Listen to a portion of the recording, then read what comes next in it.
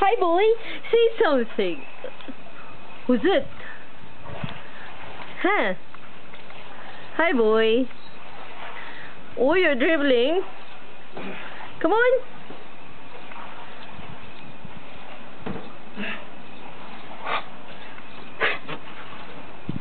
You're going to shout us for tea. What? Salad. Salad? Salads. What salad? What? Are you going to McDonald's or buy us a chicken salad? Boy, you're getting slim now. Wow, sexy! That? Yeah, that's when he fell over. You better go and wipe down that front door, Robert. There's pie all over it. Oh my god. Chuck, say something.